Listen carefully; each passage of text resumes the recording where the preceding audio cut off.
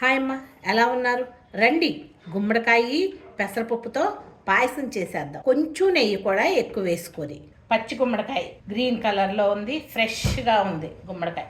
ఈ గుమ్మడికాయతో పాయసం చేద్దాం. నెయ్యి ఏంటి చాలా ఎక్కువ వేసేస్తున్నారు అని అంటారు. దీంట్లో స్పెషల్ ఏంటంటే, మీ దగ్గర బటర్ బ్లాక్ ఉన్న నెయ్యి ఉన్నా కూడా ఒక 100 గ్రామ్స్ వేసుకోవాలి నెయ్యి.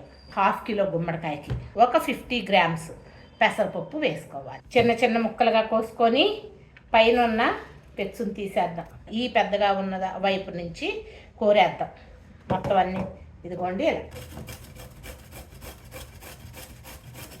పెసరపప్పుని బాగా బ్రౌన్ కలర్ వచ్చే వరకు వేయించండి. ఈ పెసరపప్పుని 2-3 సార్లు శుభ్రంగా కడిగి తీసుకొని వస్తాం.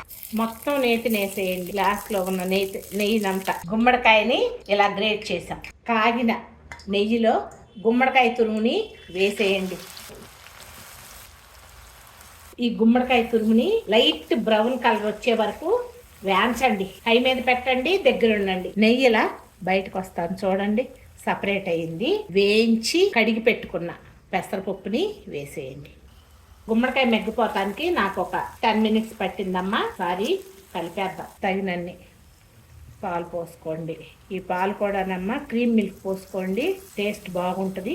గుమ్మడి పాయసం గట్టిగా ఉండకూడదు, కొంచెం జారుగా పలచగా ఉంటే టేస్ట్ బాగుంటుంది. ఒక్క విజిల్ హై మీద, ఒక విజిల్ మీడియం ఫ్లేమ్ మీద రానిద్దాం. సగం బెల్లము సగం పంచదార వేయండి, టేస్ట్ బాగుంటుంది.